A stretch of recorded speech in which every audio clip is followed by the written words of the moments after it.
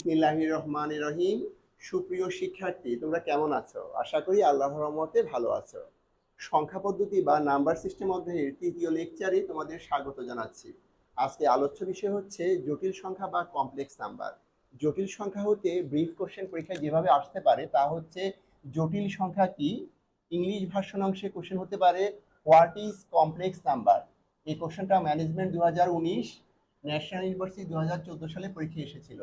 এক নম্বরের ব্রিফ কোশ্চেনের জন্য আমরা যেভাবে আনসারটা লিখতে পারি,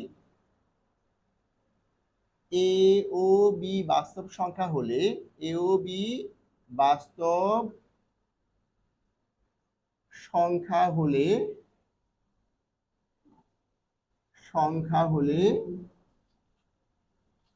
এ প্লাস মাইনাস আইবি আকারে প্রকাশিত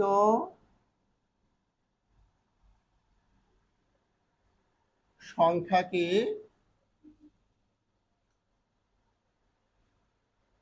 জটিল সংখ্যা বা কমপ্লেক্স নাম্বার বলে।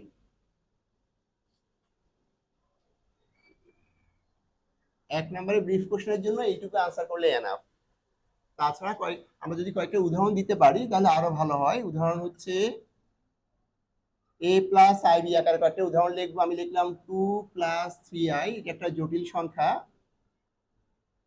2 মাইনাস 3i, এটাও একটা জটিল সংখ্যা।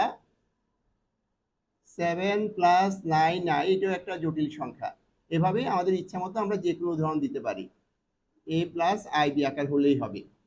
এখন খেয়াল করো, এক নম্বরে আনসারের জন্য এইটুকুই একেবারে খুব বেস্ট, এভাবে আনসার করা যেতে পারে। এরপরে খেয়াল করি আমরা এ প্লাস আইবি আকার বলতে আমরা কি বুঝলাম। এ প্লাস আইবি, এ প্লাস মাইনাস আইবি। খেয়াল করে দেখি আমরা এই রাশিটা এইভাবে লিখতে পারি আমরা ইচ্ছা করলে, এ প্লাস আইবি, এ মাইনাস আইবি। এ প্লাস আইবি এবং এ মাইনাস আইবি, এই দুটি রাশিকে একসাথে সংযুক্ত করে লেখা হয়েছে এ প্লাস মাইনাস আইবি। এ প্লাস মাইনাস আইবি মানে এ প্লাস আইবিও আছে, এখানে এ মাইনাস আইবিও আছে। এই দুইটা রাশিকে একসাথে সংযুক্ত করে লেখা হলো এ প্লাস মাইনাস আইবি। যেমন খেয়াল করে দেখো, আমি যদি লিখি প্লাস মাইনাস 2, এই কথা অর্থ হচ্ছে এখানে প্লাস 2ও আছে, এখানে মাইনাস 2ও আছে। প্লাস 2 আর মাইনাস 2 কে একসাথে সংযুক্ত করে লেখা হলো প্লাস মাইনাস 2। তাহলে খেয়াল করি, আমি যদি কোনো একটা রাশিকে হয় এ প্লাস আইবি অথবা এ মাইনাস আইবি আকারে লিখতে পারি, তবে তা হয়ে যাবে জটিল সংখ্যা। যে কোনো সংখ্যাকে আমরা যদি এ প্লাস আইবি এবং এ মাইনাস আইবি এই দুইটা আকারের মধ্যে যে কোনো আকারে লিখতে পারি, তাহলে তাই হয়ে যাবে জটিল সংখ্যা। আমরা ধরে নিলাম এর মান কত, ধরে নিব একটু খেয়াল করো। ধরি,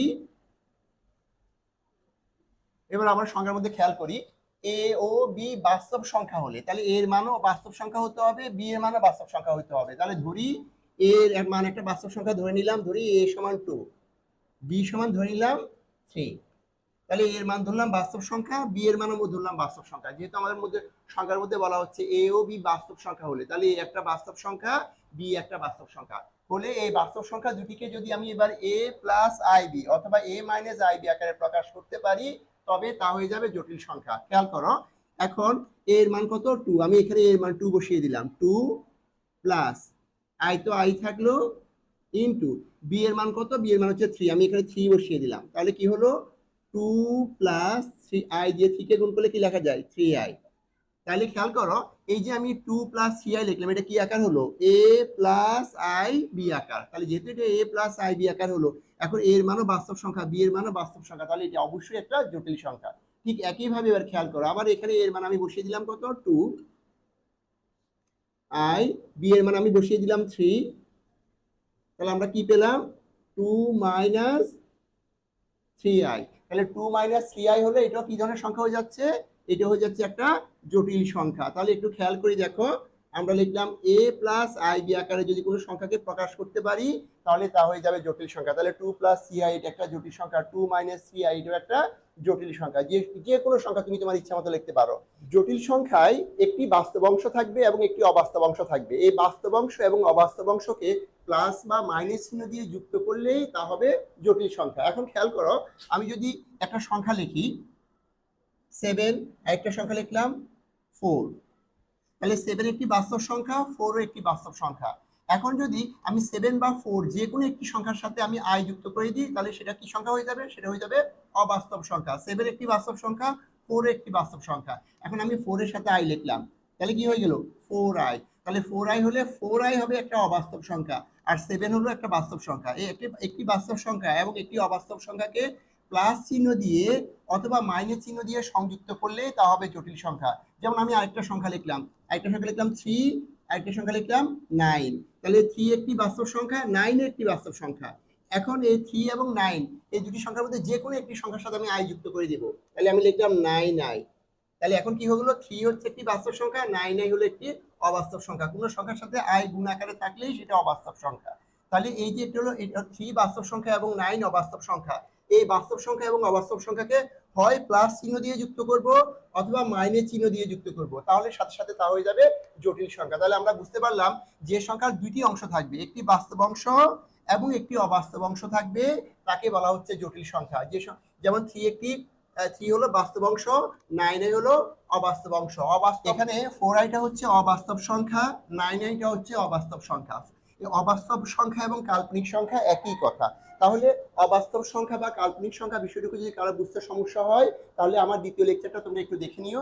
দ্বিতীয় লেকচারে অবাস্তব সংখ্যা এবং কাল্পনিক সংখ্যা খুব সুন্দরভাবে বুঝিয়ে দেওয়া হয়েছে। এখন খেয়াল করো, আমি একটা জটিল সংখ্যা লিখছিলাম 2 + 3i। আমি এখানে আবার লিখলাম 2 + 3i। এটা একটা জটিল সংখ্যা, কারণ এই সংখ্যার দুইটা অংশ আছে, একটা হলো বাস্তব অংশ, একটা হলো অবাস্তব অংশ। 2 হচ্ছে বাস্তব সংখ্যা, 3i হচ্ছে অবাস্তব সংখ্যা। এই 2 + 3i কে আমরা ইচ্ছা করলে এভাবেও লিখতে পারি, 2 + √(-9)। 2 + 3i লেখা যে কথা, 2 + √(-9) লেখা একই কথা। এটাও একটা জটিল সংখ্যা, এটাও একটা জটিল সংখ্যা। এখানে 2টা হচ্ছে বাস্তব সংখ্যা, √(-9) হচ্ছে কি সংখ্যা? অবাস্তব সংখ্যা বা কাল্পনিক সংখ্যা।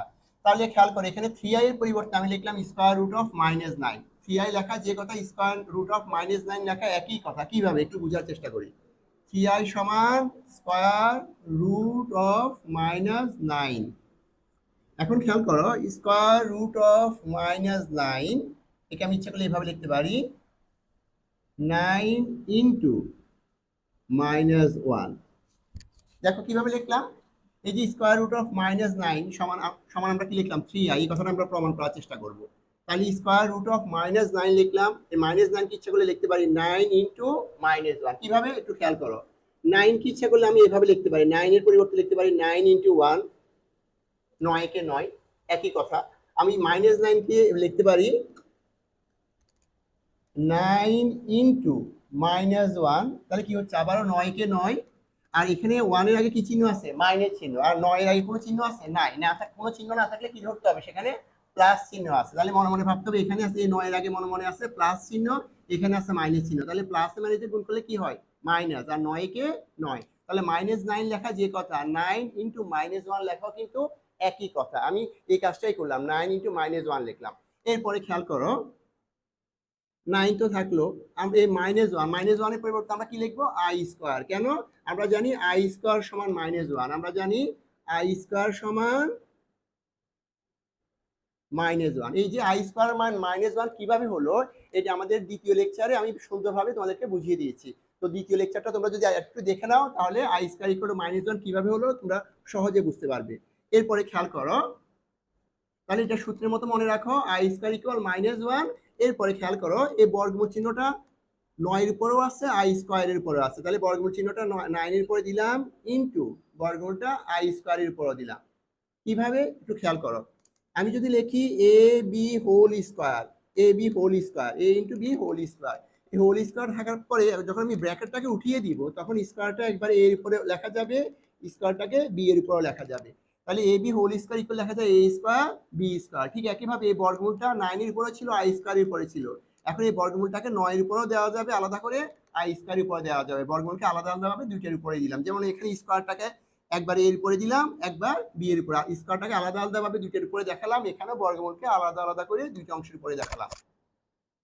এরপর খেয়াল করো, 9 এর বর্গমূল, 9 এর বর্গমূল কত? 9 এর বর্গমূল হচ্ছে 3, ইনটু এই i² উপর বর্গমূল চিহ্ন দেওয়া হলো। তাহলে বর্গমূলের সাথে এই বর্গমূলের সাথে বর্গ কি হয়ে যায়? ক্যান্সেল হয়ে যায়, আর কি থাকে? i। তাহলে বর্গমূলের সাথে বর্গ আমরা ক্যান্সেল করে দিলাম। কিভাবে ক্যান্সেল হয় সেগুলোর ব্যাখ্যা আমরা পরবর্তী একটা লেকচারে তোমাদেরকে বুঝিয়ে দিব। তাহলে খেয়াল করো, এই আই স্কোয়ারের সাথে আই ক্যান্সেল, তাহলে আর কি থাকে, এখানে থাকে আই। তাহলে আমরা কি লিখতে পারি, এখানে এই অংশটুকু লিখতে পারি 3i। তোমরা এমনি ছোটবেলা থেকে পড়ে আসছো, রুটে আর স্কোয়ারে কাটা, রুটে আর স্কোয়ারে কাটা থাকলে কি হয়ে যায়, আই বসে যায়। আর এটার একটা ব্যাখ্যা আছে, সেটা আমরা বলবো পরবর্তী কোনো একটা লেকচারে। তাহলে খেয়াল করো, স্কোয়ার রুট অফ -9 ইকুয়াল আমরা কত পেলাম, 3i। তাহলে আমরা একটু আগেই বলছিলাম এই স্কোয়ার রুট অফ -9 বলা যে কথা, 3i বলা একই কথা। এই কথাটুকু আমি প্রমাণ করে দিলাম এখানে, দেখো। আশা করি তোমরা বিষয়টা সুন্দরভাবে বুঝতে পেরেছো। এখন পরবর্তী ব্রিফ কোশ্চেন তোমরা খেয়াল করো, জটিল সংখ্যার একটি উদাহরণ দাও। ফাইনান্স 2020 সালে পরীক্ষা এসেছে এই কোশ্চেনটা। জটিল সংখ্যার একটি উদাহরণ, একটু আগে তো আমরা উদাহরণ লিখলাম, তো সেখান থেকে তুমি তোমার ইচ্ছে মতো উদাহরণ লিখতে পারো। কিভাবে উদাহরণটা লিখবো খেয়াল করো। জটিল সংখ্যা লেখার নিয়ম কি, প্রথমে তোমার ইচ্ছে মতো যে কোনো দুটি বাস্তব সংখ্যা লিখে দিবা। তাহলে আমি একটা সংখ্যা লিখলাম 5, একটা সংখ্যা লিখলাম 4। আমি দুটি সংখ্যা লিখলাম। দুটি সংখ্যা লেখার পরে এবার এই সংখ্যাটাও বাস্তব, 5 বাস্তব সংখ্যা, 4 ও বাস্তব সংখ্যা। এই দুটি বাস্তব সংখ্যার মধ্যে যে কোনো একটি বাস্তব সংখ্যার সাথে তুমি আই যুক্ত করে দিবা। তাহলে আমি 4 এর সাথে আই যুক্ত করলাম, 4i। এখন কি হয়ে গেল, এখন 5 বাস্তব সংখ্যা, 4i হয়ে গেল অবাস্তব সংখ্যা। একটি বাস্তব সংখ্যা এবং একটি অবাস্তব সংখ্যাকে প্লাস বা মাইনাস চিহ্ন দিয়ে যুক্ত করলে তাকে বলা হচ্ছে জটিল সংখ্যা। তাহলে 5 প্লাস 4i এর মাঝখানে হয় প্লাস চিহ্ন দিব, না হয় মাইনাস চিহ্ন দিব, সাথে সাথে এটা হয়ে যাবে জটিল সংখ্যা। তাহলে আমি এখানে মাঝখানে কি চিহ্ন দিলাম, প্লাস চিহ্ন দিলাম। তাহলে 5 প্লাস 4i এটা কি হলো, এটা একটা জটিল সংখ্যা। এটাই উদাহরণ, জটিল সংখ্যার উদাহরণ। তুমি তোমার ইচ্ছা মতো যে কোনো জটিল সংখ্যা লিখতে পারো এখানে। পরবর্তী ব্রিফ কোশ্চেনটা তোমরা খেয়াল করো, জটিল সংখ্যার আকার লেখো। এই কোশ্চেনটা ম্যানেজমেন্ট 2015, ফাইন্যান্স 2015, অ্যাকাউন্টিং 2017 এবং মার্কেটিং 2021 সালে পরীক্ষা এসেছে। এই ব্রিফ কোশ্চেনের আনসারটা আমরা যেভাবে লিখতে পারি তা হচ্ছে, জটিল সংখ্যার আকার। জটিল সংখ্যার আকার কেমন হবে, ওই যে জটিল সংখ্যার সংজ্ঞার মধ্যে কিন্তু জটিল সংখ্যার আকারটা কেমন হবে আমরা লিখছিলাম, সেটা হচ্ছে জটিল সংখ্যা কেমন হবে, a plus minus I B আকারে হলে তাকে বলা হচ্ছে জটিল সংখ্যা। তাহলে জটিল সংখ্যার আকার কি, a plus minus I B আকারটাই হচ্ছে জটিল সংখ্যার আকার। তাহলে আমরা লিখবো জটিল সংখ্যার আকার a plus minus I B. এইটুকু লিখলে তুমি 1 মার্কস পেয়ে যাবে। অথবা তুমি শুধুমাত্র a plus minus I B লিখলে হবে, জটিল সংখ্যার আকার হবে এই কথা না লিখলেও কোনো সমস্যা নাই। পরবর্তী ব্রিফ কোশ্চেন খেয়াল করো, অনুবন্ধী জটিল সংখ্যা কি। ইংলিশ ভার্সন অংশে কোশ্চেন আসতে পারে, what is conjugate complex number. এই কোশ্চেনটা অ্যাকাউন্টিং 2020 সালের পরীক্ষা এসেছে। আনসারটা আমরা এভাবে লিখতে পারি। তাহলে আমরা কি লিখলাম, a প্লাস আই বি এবং a মাইনাস আই বি জটিল সংখ্যা দুটি। এখানে কয়টা জটিল সংখ্যা আছে, একটা জটিল সংখ্যা, একটা জটিল সংখ্যা, দুইটা জটিল সংখ্যা। জটিল সংখ্যা দুটির একটিকে অপরটির অনুবন্ধী জটিল সংখ্যা বলে। তাহলে এই জটিল সংখ্যাটার অনুবন্ধী জটিল সংখ্যা হচ্ছে এই জটিল সংখ্যাটা, আর এই a মাইনাস আই বি এর অনুবন্ধী জটিল সংখ্যা হচ্ছে a প্লাস আই বি। তাহলে একটাকে অপরটার অনুবন্ধী জটিল সংখ্যা বলে। উদাহরণ হিসেবে আমরা লিখতে পারি 2 প্লাস 3i এর অনুবন্ধী জটিল সংখ্যা, অনুবন্ধী জটিল সংখ্যা, জটিল সংখ্যা। শুধুমাত্র আমাদের কিভাবে চেঞ্জ করতে, অনুবন্ধী জটিল সংখ্যা কিভাবে লিখবো, 2 প্লাস 3i এটাকে বিপরীত করে লিখে দিব। 2 প্লাস 3i কে যদি আমি বিপরীত করে দিই, অনুবন্ধী মানে 2 প্লাস 3i হয়ে যাবে 2 মাইনাস 3i। তাহলে 2 প্লাস 3i এর অনুবন্ধী জটিল সংখ্যা হচ্ছে কি, 2 মাইনাস 3i। বিষয়টা একটু বোঝার চেষ্টা করি, একটু খেয়াল করো। এখন তোমরা খেয়াল করো, এই যে 2 প্লাস 3i এর অনুবন্ধী জটিল সংখ্যা আমি লিখলাম 2 মাইনাস 3i। কিভাবে লিখলাম আমরা, জটিল সংখ্যা নির্ণয়ের ক্ষেত্রে আমরা যে কাজটা করি সেই কাজটা হচ্ছে এই চিহ্নের পরিবর্তন করি। অবাস্তব অংশের সামনে যে চিহ্নটুকু থাকে সেই চিহ্নটুকু পরিবর্তন করে দিই। তাহলে এখন একটু খেয়াল করব, এই যে জটিল সংখ্যাটা ছিল 2 প্লাস 3i, এই 2 প্লাস 3i এর 2টা হচ্ছে বাস্তব অংশ, বাস্তব অংশ। জটিল সংখ্যা এটা হলো বাস্তব অংশ, আর এই 3i হচ্ছে জটিল সংখ্যাটার অবাস্তব অংশ। আমরা জানি জটিল সংখ্যা দুইটি অংশ থাকে, একটা বাস্তব অংশ এবং একটা হলো অবাস্তব অংশ। যে অংশের সাথে আই যুক্ত থাকবে সেটাই হচ্ছে অবাস্তব অংশ। তাহলে এখানে আই যুক্ত অংশ কোনটা, 3i হলো আই যুক্ত অংশ। এই 3i এর সামনে যে চিহ্নটা থাকবে সেই চিহ্নটাকে পরিবর্তন করে দিলে, অর্থাৎ প্লাস থাকলে আমি মাইনাস করে দিব, আর মাইনাস থাকলে আমি প্লাস করে দিলে যে ফলাফলটা আসবে সেটা হচ্ছে 2 প্লাস 3i এর অনুবন্ধী জটিল সংখ্যা। তাহলে আমরা এখানে যে কাজটা করলাম, 2 প্লাস 3i এর অনুবন্ধী জটিল সংখ্যা লিখলাম 2 মাইনাস 3i। আমরা কি কাজ করলাম, আমরা শুধু অবাস্তব অংশের সামনে চিহ্নের পরিবর্তন করে দিলাম, প্লাসকে মাইনাস করে দিলাম। ঠিক একইভাবে আমি যদি আরেকটা উদাহরণ তোমাদেরকে দেখানোর চেষ্টা করি, যে খেয়াল করো, আমি এখানে লিখলাম 7 মাইনাস 2i এর অনুবন্ধী জটিল সংখ্যা, অনুবন্ধী জটিল সংখ্যা। তাহলে এটা তো সহজে তোমরা পারবা, খেয়াল করো। এই 7 - 2i এর 7 হচ্ছে বাস্তব অংশ, 2i হচ্ছে অবাস্তব অংশ। যে অংশের সাথে i থাকবে সেটাই অবাস্তব অংশ। তাহলে অবাস্তব অংশের সামনের চিহ্নের পরিবর্তন হবে। 2i এর সামনে কি আছে? মাইনাস আছে, এই মাইনাসটা প্লাস হয়ে যাবে। 7 এর কোনো পরিবর্তন হবে না,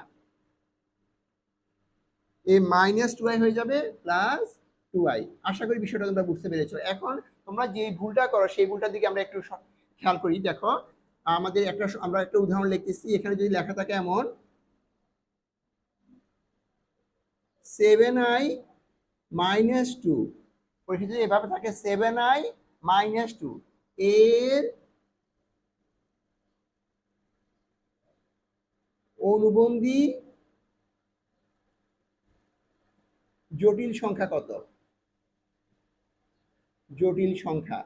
তখন কেউ কেউ যে ভুলটা করো তারা সেই ভুলটা দিকে একটু আমরা তোমাদেরকে সতর্ক করে দেওয়ার চেষ্টা করি। একটু দেখো, 7 - 2 এর অনুবন্ধী জটিল সংখ্যা কত?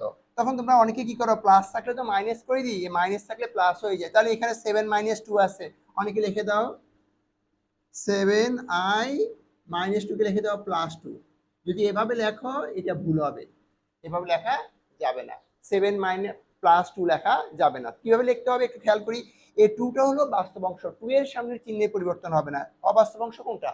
7i হলো অবাস্তব অংশ। তোমাকে এই 7i এর সামনের চিহ্নের পরিবর্তন করতে হবে। তাহলে তোমাকে তখন লিখতে হবে এভাবে 7i, এই 2 এর সামনে চিহ্নের পরিবর্তন হবে না। 7i এর সামনে আমরা, এখানে কোনো চিহ্ন ছিল না 7i এর সামনে, তাহলে মনে মনে এখানে কি আছে? প্লাস আছে। প্লাস থাকলে এটাকে পরিবর্তন করে লিখতে হবে মাইনাস, তখন এটা হবে সঠিক। আর উপরটা হলো ভুল।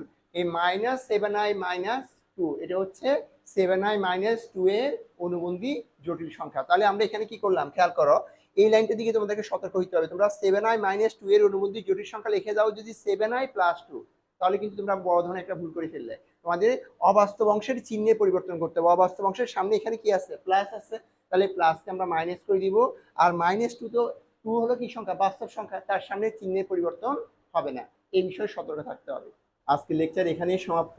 দেখা হবে পরবর্তী লেকচারে ইনশাল্লাহ। আমার চ্যানেলে বিজনেস ম্যাথ সাবজেক্টের সকল সমস্যার সুন্দর সমাধান তোমরা খুঁজে পাবে বলে আমি আশাবাদী। আল্লাহ তোমাদের সবাইকে সুস্থ ভালো রাখুক। আল্লাহ হাফেজ।